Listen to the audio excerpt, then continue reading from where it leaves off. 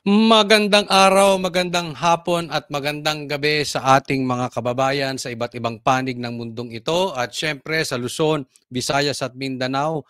Muli po nagbabalik Coach Oli News PH. Huwag pong kakalimutan, Coach Oli, sana po pagpasok nyo pa lang, i-like nyo po agad itong video na ito. And sana po doon sa mga hindi ko pa po subscriber, mag-subscribe po kayo. Ulitin ko po, Coach Oli. Okay, ito po ang pag-uusapan natin ngayon. Nako, Tamba, napasigaw. Nanganganib na ang buhay ni Tamba. Nako, ay, delikado. Pangalawa, cheese, pinaalis. Aba, rhyming, ha? Total, mahilig ka magsadula eh. Parang poem-poem eh. So, yan, cheese, pinaalis. Okay, hindi ko na po pagtatagalin. Dediretso na po tayo agad sa ating pag-uusapan dahil kay Coach Oli, bida ang balita. Ito po, unahin natin, Tamba, napasigaw. Naman, nagpakilala na ang bagong spokesperson ng prosecution team na si Attorney Antonio Bucoy at agad siyang bumanat. Kung buhay lang daw ang mga dating senador na sina Anong pangalan? Attorney Bukol? Pakiulit nga. Lorenzo Tañada, Jose Diokno at Joker Arroyo, ikahihiya nila ang kasalukuyang Senado. Ang detalye sa agenda report ni Billy Vegas ng Abante Radyo. Sa kanyang unang pagharap sa media, agad na pinatutsadahan ng tagapagsalita ng House Prosecution Team na si Attorney Antonio Bucoy ang Senado. Attorney Bucoy, hindi Bukol. Kayo talaga nagsisimula pa lang. Grabe kayo agad. O sige, diretso. Inuusad ng impeachment ni Vice President Sara Duterte. Kung buhay pa raw ang mga dating senador na sina Lorenzo Tañada, Jose Diokno at Joker Arroyo, ikahihiya nila itong ginagawa ng kasalukuyang Senado. Yon, boom, panis. Ay, nakakahiya kayo sa mga ginawa nyo, mga senador, pambira. O. Unang salbo. Ito ang counterpart ni nung magkapatid, na magpinsan. Ika nga ni BP Sara na Castro. O, ayan. Meron na siyang counterpart. At meron ding counterpart yung pitit na Princess Abante.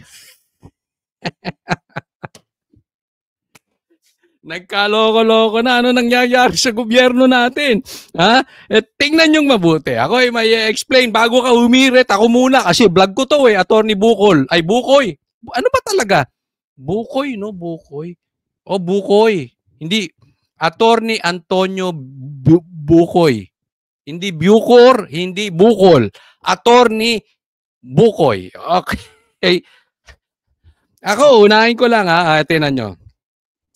Kung ang si BP Sara ay naghahanda na to defend herself dahil talaga namang matitinik na mga abogado ang hinanda ni mga porton-porton yan Parang pangalan ng sigarilyo.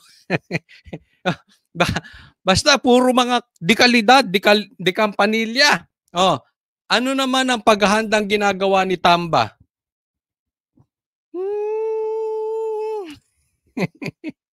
Spokesperson here, spokesperson here. Di ba? Meron siyang spokesperson ng House of Representatives, tapos meron na siyang spokesperson ng prosecutor, pambihira Dito pa lang malalaman mo na kung si BP Sara ay talagang ready harapin ang batas, etong si Tamba handang harapin ang fake news, handang harapin ang trial by publicity. Kasi simple lang naman ito Bakit hindi kayo magreklamo sa korte? May problema kayo. Anong ginagawa ni Tamba? Ginaya niya si Marcos. Ito si Tamba is nothing but a try-hard copycat. Sa Tagalog, manggagayang buwaya. Nag-clear siya, hinire niya naman isang malaking buwaya rin. Si Attorney Abante. Tapos nag-hire din siya ng prosecutor. Dito pa lang alam na natin kung ano ang plano nitong pinsan ni Marcos at dito pa rin alam na natin na kung ano ang patutunguhan ng administrasyong Marcos. They will do everything gawin itong trial by publicity. Wala silang kaplano-plano na ito ay labanan ng tapat sa Senado. Una, dahil wala silang ebidensya. Pangalawa, sabi mo nga, let's call a spade a spade. Wala silang numero sa Senado. Okay? Alam nila, inosente si Sara. Pangalawa, alam nila, malakas pa rin ang Duterte. Pangatlo, alam nila wala silang numero sa Senado. So, saan nila dadalhin? Trial by publicity. Ganyan naman ang ginawa nila eh. Huwag na tayo magpangalan, pero kayong mainstream media, yan ang unang hinawakan ng administrasyong ito. May mga bayarang mga bulag sa inyo. Diyan nila dadalhin. Hindi sila haharap ng ebidensya. Anong ebidensya? Wala silang ebidensya. Si Trillanes, bentang kaliwat kanan, may ebidensya bang matindi? Wala. Oh. So, eto na yan. Eto ang linyada nila. Yan ang purpose nito si Bucor. Si Bukoy. Pambira. Si Bukoy. Yan ang purpose niyan. Maging Claire Castro. Pag mabaho talaga ang pag talagang mahina ang pagkatao at puro kapalpakan ng ginagawa, mag-hire ng spokesperson. Bakit? Mahinang tao eh. Saka nakakita, Speaker of the House hindi makapag-speak. Si Tambaluslos lang yan, pambira. Oh. Calling a spade a spade. Kasi po, iba yung composition nun eh. Mm-hmm. Iba. Umaani ng respeto. Umaani daw ang respeto nung panahon ng mga senador ngayon. Probably, I will agree with you. Maybe. Pero, sige, tuloy mo. Walang patutsada. Naku, walang patutsada. Bakit? Yung amo mo, yung house, bumuo pa nga ng TRICOM na tinatawag ni Jason sang threesome. Quadcom. 'Di ba? Ano yung mga yan? Puro patutsada. Hindi naman lalaban sa korte yan eh. Mga duwag yan. Ang laban lang yan, yung tinan mo si Abante pagkatapos nag-sorry-sorry. 'Di ba? Kasi hawak nila eh. Pagdating sa korte, labanan po ng ebidensya. Wala sila niyan. Ano ba yung Quadcom, TRICOM? Trial by publicity yan eh. Makakapagsalita ka ba ron? Pag magsasalita ka ron ng tama, babarahin ka, hindi ka pa itutuloy. Sila lang ang tama, yan the likes of Paduano, sila lang. Ngayon, tell me Bucor, Bukol, Buyukoy, pambira. Sino mahilig magpatutsada? Ayan ang problema eh. Kaya ako nawawalan ako ng respeto sa mga taong ganito. Alam niyo kung bakit? Meron tayong kanya-kanyang political affiliation. There is nothing wrong about it. Yung iba gusto si Sara, yung iba gusto may Iminatics, yung iba gusto si Trillanes, yung iba gusto si Marcos, yung iba gusto si Tambaluslos. May kanya-kanya po tayo eh, no? Yung nga lang, isa kabila ko konti. But anyway, ang sa atin lang ito. Lahat na lang po kine-question nyo. Kinwestiyon nyo ba yung kaso ni Tamba? Kinwestiyon nyo ba yung sinabi ni Chanko na nagkabayaran dyan at pinapangalan ng public fund yung pork barrel na ginagamit na pangsuhol ni Tamba? Don't tell us that you don't know it. Diba? Walang problema, magkanya-kanya tayong pinapanigan na kandidato. Pero, make sure, pag nagbato ka, pag sumilip ka, silipin mo lahat. Halimbawa, si Tatay Digong, sinabi niya, bangag ka, Marcos. Anong sabi ni Tatay Digong? Pa-drug test tayo sabay. Di ba? Pa-drug test tayo sabay. Sa Luneta. Kung anak ko, adik, barilin ninyo. Ano ibig ko sabihin? Dapat hindi double standard. Pag sumilip ka, pambihira kayo. Sinilip nyo si BP Sara, hindi nyo masilip si Marcos, hindi nyo masilip si Tambaluslos. Anong respeto makukuha nyo sa taong bayan? And here you are, sasabihin mo, yung nagpapatutsyada, yung mga senador pa, anong klaseng abogado to? Ako, alam mo kung pinagmamalaki mga senador noon, dati talagang bilib na bilib ako sa mga abogado. Sa totoo lang. Kasi yung mga kakilala ko bagunda abogado talagang matitindi. Pero kayo din, nakakahiya. Kayo mga klaseng abogado. Ikaw si Claire. Diba? Hindi nyo nakikita. Bulag kayo. Ngayon ho, dahil sa actuation nila, maraming patutsada. Kinontra rin ni Bukoy ang sinasabi ni SP Chisis Ang bakla. Escudero na maaaring gawin ng Senado ang anumang nais nito. Hindi po. Meron pong limitasyon. Ang limitasyon ay Ano? ang ating saligang batas. Mhm. At ang kanilang sariling impeachment rules. Kung inyong tutunghayan, nakahiwalay po yung Article 11 do sa Article 6. Article 6 ho, tungkol sa trabaho ng paggawa ng batas. Yung Article 11 is for accountability. Very specific yung provision ng accountability. Very specific what the powers are.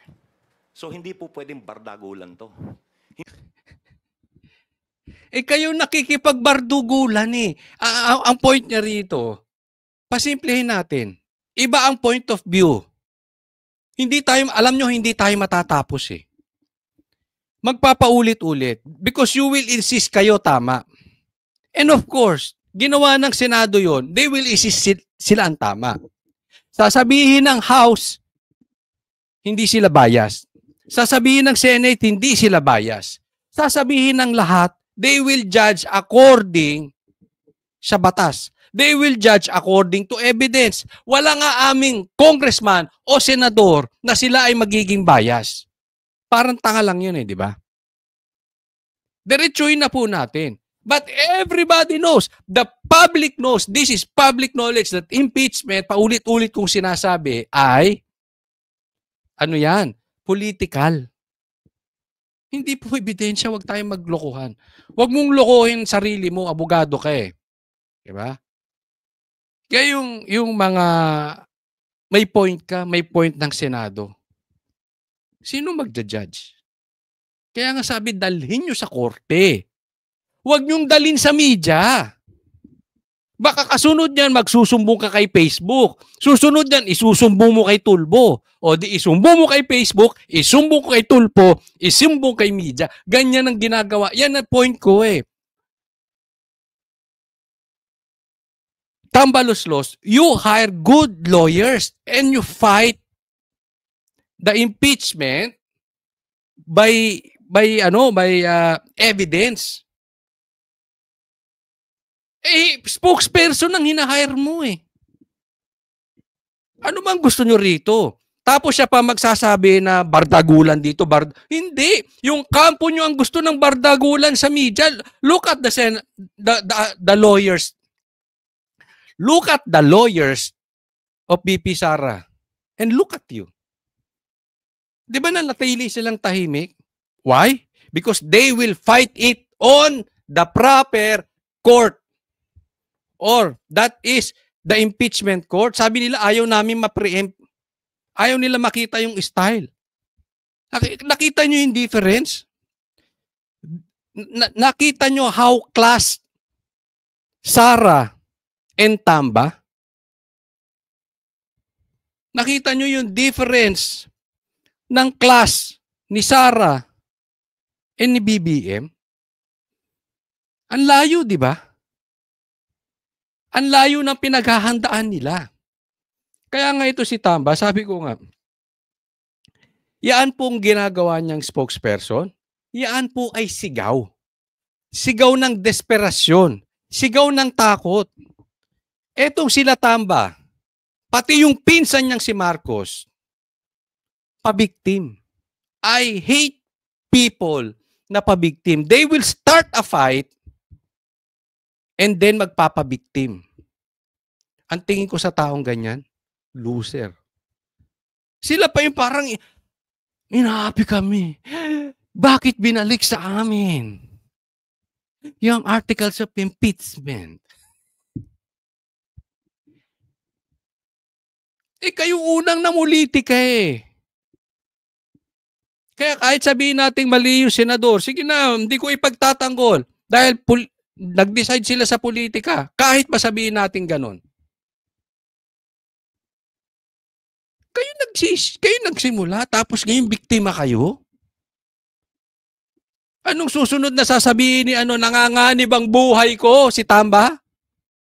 Hindi ako magugulat kung yan ang sasabihin yan. Yan din ang sinabi ni Marcos eh. Yan din ang sinasabi nyo kay BP Sara, nanganganib ang buhay ninyo. Bakit? Dahil may death threat sa inyo si Sara? Ang linaw-linaw. Kung hindi mahina ang comprehension ninyo, kung hindi mahina ang utak ninyo, alam nyo, yung point niya is kung may masamang mangyari sa kanya, it means ang may kasalanan, yung tatlong itlog. Lisa, BBM at Tamba. Hindi niya papapatay yun unless she is safe. Huwag na natin balikan yun. Kasi alam naman ng taong ibig sabihin nun. Unless you are in denial. Unless you are paid by the camp to attack BP Sara. Kayong gumagawa ng gugulo.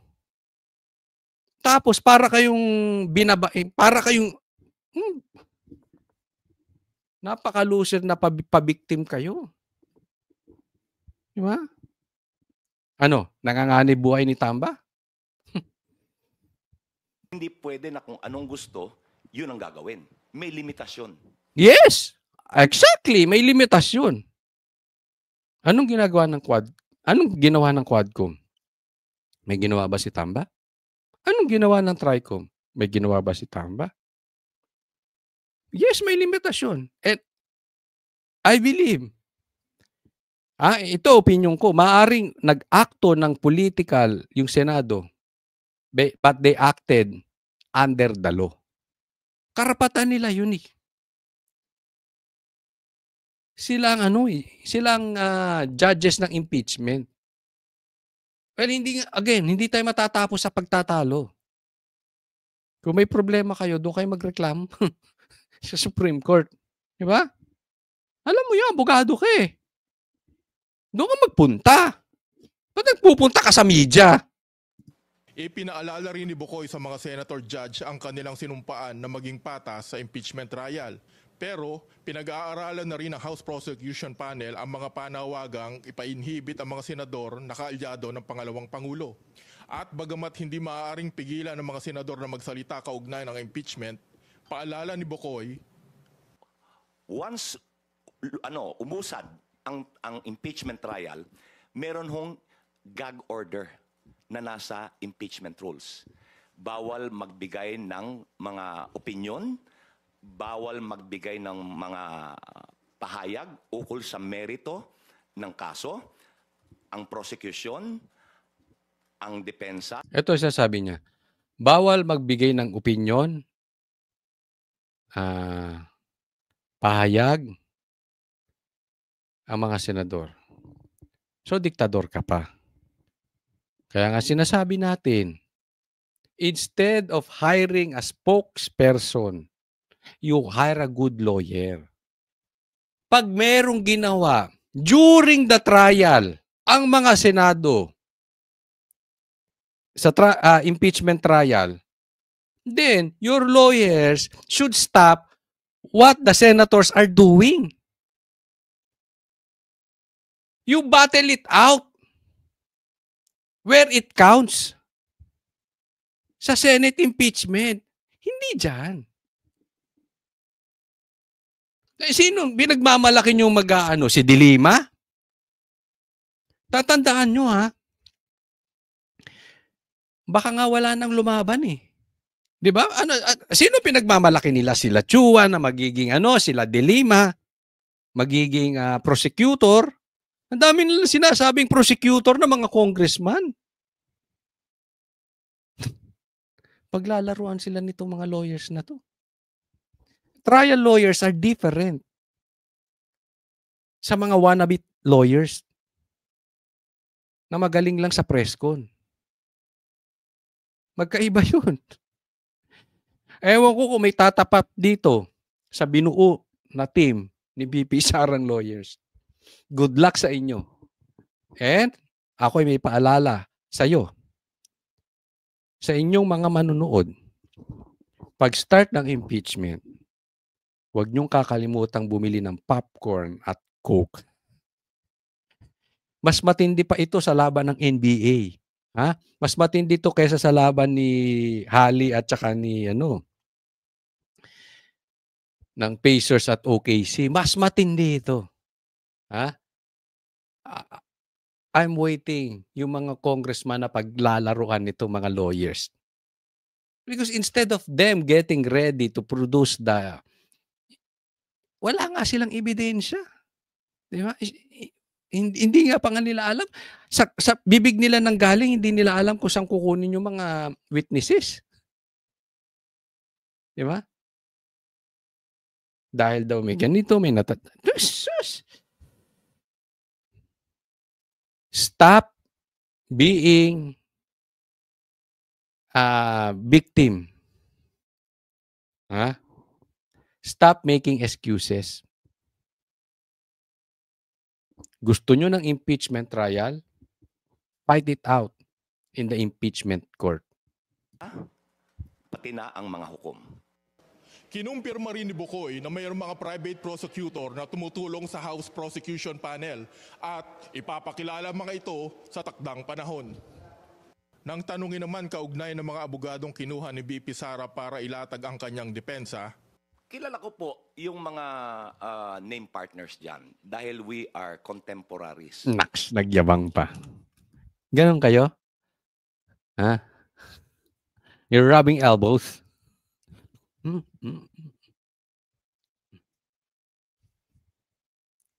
Dikit kayo, dikit.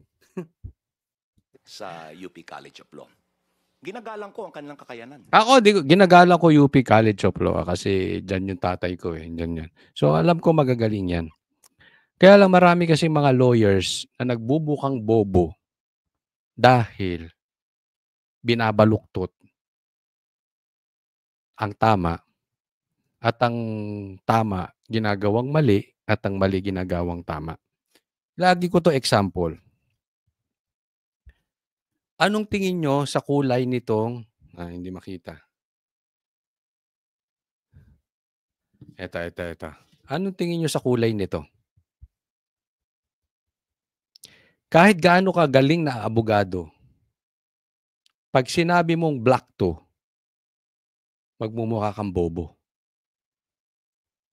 Diba? Sabi mo nga, let's call a spade a spade. This is white. Okay? Ganyan po nangyayari sa mga abogado. Hindi ko nilalahat ha. Okay?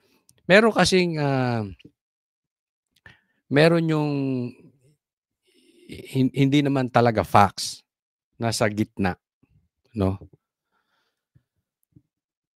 Pero meron talagang facts eh. Hindi mo pwedeng baluktutin yun. And I think the Vice President is in good hands. No, next topic tayo. Ewan ko sa'yo. Ito, pag-usapan natin. Si Cheese, pinaalis. Pinagtutulungan si Chis. O, pasok. Inakusahan ng prosekusyon si Senate President Chis Escudero ng pang-abuso sa kapangyarihan. Kaugnay ito ng desisyong ng Senado na ibalik sa Kamara ang Articles of Impeachment laban kay VP Sara. Live mula sa Batasang Pambansa, nangunguna sa balita si News 5 House Correspondent Marian Enriquez. Marian, una sa lahat, meron na raw tagapagsalita ang prosekusyon. At sino siya at anong kanyang sinabi? Yes, si Atty. Antonio Bukoy. Ito nga, siya yung tagapagsalita, no? Napiling tagapagsalita o spokesperson ng House Prosecution Panel. At ayon nga sa kanya, sa mga susunod na araw, maghahain po sila, no? Nitong pleadings dun sa Senado, natatayong impeachment court. Ito raw po yung motion o manifestation para klaruhin nga sa impeachment court yung kanilang utos na ibalik sa Kamara ang articles o Kamara, ang articles of impeachment laban kay Vice President Sara Duterte. Tinan mo ito mga to, ang kukulit ng tigas ng ulo, maghahain daw sila ng pleadings para questionin itong ginawa na pagbalik sa kanila ng Senado. Saan mo ka-questionin? Sa Senado. And of course, kayo naman para kayong tangang abogado. Di ba? Siyempre silang uhusga. Sino mang maghuhusga niyan? Alam ka namang i-convict nila sarili nila para kayong tanga. Diba? Kayong mga abogadong Kaya nga sinasabi ni Chis sa korte kayo magreklamo eh. Ulitin ko, sabi ng Senado, tama sila. Sabi nyo, tama ang congressman, tama kayo. Ay, sino magsasabi ko sinong tama at mali? Dali nyo sa korte, ba't ba natatakot kayo? Sang-ayon din si Bukoy doon sa pahayag ni Philippine Constitution Association at dating Chief Justice Renato Puno na may grave abuse of discretion na o pang-aabuso sa kapangyarihan si Senate President Chis Escudero. Narito po ang kanyang pahayag. Actuation and ruling ni Senate President Chis Escudero as the presiding officer of the impeachment court ay wala ho sa saligang batas yan. Kagaya po ng pag-remand. Hindi po ang pag-remand, ibig sabihin, yung lower court should reconsider. Yung remand ay para sa ordinaryong kaso. Sabi mo nga yan. Sabi mo wala sa batas yung pag-remand ng impeachment court. Wala din naman sa batas na hindi nila pwede i-remand. First time nga ito nangyari. Mag-i-stalemate kayo dyan. Kaya nga sa korte nyo ireklamo nang sila makapag-decide. Ayun po, sinasabi mo dyan sa media, ano magagawa ng media? Magmukha kayong malinis sa harap ng taong bayan? Hindi. Alam mo si Tamba, happy birthday sa'yo. Bakit happy birthday? Araw daw ng mga buhaya ngayon eh. Hindi lilinis ang pangalan niya si Tamba, maniwala ka. Pagka ganyan ang ginagawa niyan, hindi ko talaga pasensya na. Hindi ko talaga maintindihan. Palitan ka ng Speaker of the House, duwag ka magsalita. Nag-hire ka ng mga ganitong tao, wala din namang binatbat. Sa ordinaryong hukuman, but never sa impeachment court. Wala pa ng pahayag o tugon dito sa pahayag na ito ni Bukoy, si Senate President Chis Escudero. Balik sa'yo. Marian, si Atty. Bukoy, ano ang background niya? Jiggy, itong si Atty. Bukoy ay abogado na po sa loob ng 40 dekada o 41 years at graduate po siya sa UP College of Law. 41 years na yung abogado, ganyan pa? Pambira o. Uy, naku, ano nangyayari sa bansang Pilipinas? Hindi kaya kinahihiya ito ng UP? Noong 1984, kasalukuyan din po siya managing partner ng Bukoy Poblador and Associates firm na nag-specialize nga po sa corporate and tax law at miyembro rin siya ng Free Legal Assistance Group of FLAG at ng Movement of Attorneys for Brotherhood, Integrity.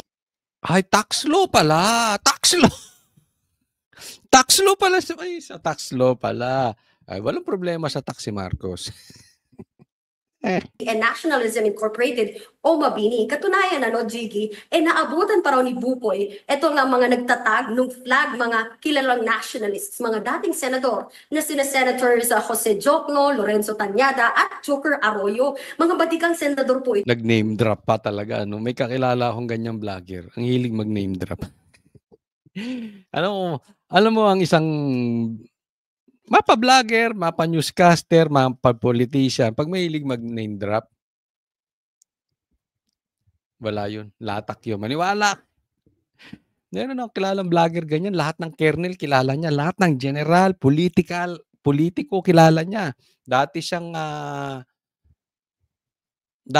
galit na galit kay Marcos. Tapos sumipsip ngayon kay Marcos. Tapos gayon sumisip-sip kay Tambaluslos. Tapos ay nako. Mas lahat kilala niya. Kaya natanong ko sa kanya kung ano kaya sa tingin niya masasabi nitong mga nagdaang senador sa kasalukuyang Senado. Narito ang kanyang pahayag. Mahihiya sila. Ikahihiya nila itong ginagawa ng kasalukuyang Senado. Iyon. Yan ang sinasabi natin kanina. Anyway, maliwanag po mga kababayan natin na ang direksyon nitong si Tamba ay dyan talaga, no? So, eto pinapakita ko. Eto maliwanag to. Mahina talaga ang kaso nila. Pag ang isang abogado ay nagpunta na sa trial by publicity, hindi naman tayo abogado. Pero, alam mo yung taong maingay, walang laman ng utak. May kilala kayong kaibigan, bida-bida? Walang laman ng utak, di ba? Alam mo yung taong, yung abogadong alam mong makikipaglaban talaga sa korte. Tahimik. Sasagot lang yan sa media kasi binanata ng media. And they need to have reaction. Ito naman hindi. Talagang kumuha pa sila nag-hire sila ng spokesperson. So, congratulations, VP Sara Duterte. It's 100% panalo ka dito. Maraming salamat po. Huwag po kakalimutan na doon sa mga hindi ko pa po subscribers, sana naman po konting lambing. Subscribe kayo sa channel na ito. At i-like nyo po agad itong video na ito kasi makakatulong po yan sa algorithm. Pag nakalike kayo, kakalat po ito ni YouTube. Maraming salamat po, Coach Oli.